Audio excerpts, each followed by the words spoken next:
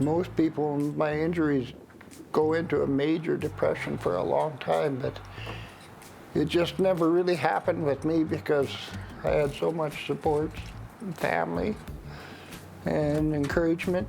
It was just made it easier.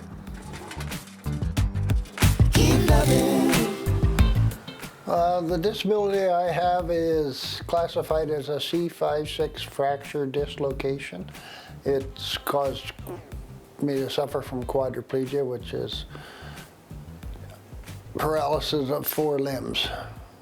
I was 18 years old at the time, and well, after the accident, when I came home, my mother was my rock. She never ever let me say I couldn't do something. She just refused to accept it. It wasn't too long before she had me back driving a vehicle. Everything she tried to do for me was working, so I never had to worry so much about never being able to do something. It kind of gave me the mindset that there was always some way you could do it. You just had to find it. I was always really good for numbers, and I liked working with, like, anything to do math-wise I liked, and I was very good at it.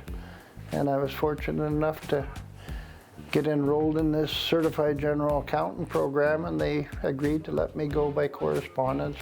Oh, sometimes it's just a bit too much. Going into the interview, it was just like a jaw dropper for the people. They just look, oh my God, what have we done? You know, like, this guy's in a wheelchair and his hands don't seem to be working right. Like, what could he possibly do? They always seem to look at everything, think about everything that you couldn't do, and never really looked at what you could possibly do. And I'd get rejected, and it went on that way for a number of interviews. Whatever comes your way, keep on loving. Going to work at Ready really changed my life, because every day I could never feel sorry for myself, because you just had to look around you and you always seen people that were battling just as big a battles, or much bigger in many cases, and they were always happy. And like, how can you feel sorry for yourself in that situation? Do everything life throws at you, keep loving. My greatest accomplishment would be getting to the point where I could get out living in a home of my own and be part of a family, you know, like share it with a wonderful lady and 2 children, and be part of the community. Biggest and best thing I appreciate about Yvonne is that she cares. She is a heart of gold and is very, very protective. And a lot of people don't know it, but she's a carer. She just cares about everybody. I love to hunt, but there's so much more. Most people think of hunting as just going out and trying to find something to shoot, but it's not that in my case at all. I don't ever have to shoot something to be 100% satisfied with hunting. I love watching wildlife. I start in the spring. I watch it all year round.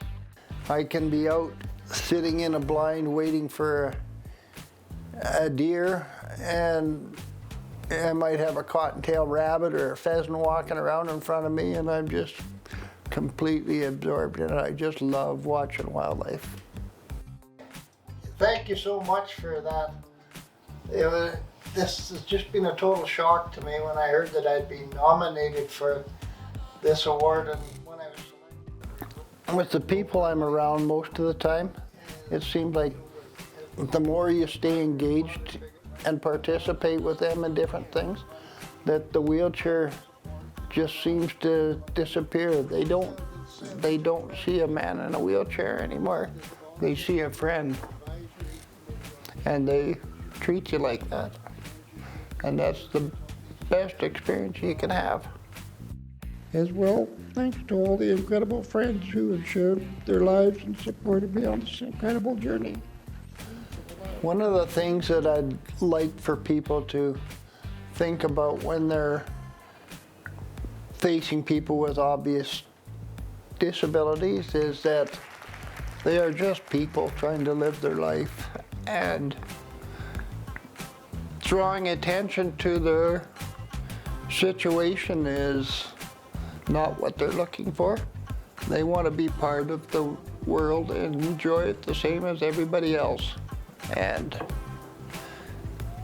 treating them that way is only right. People come up and ask me what happened to me, and I say, nothing. I'm just living my life.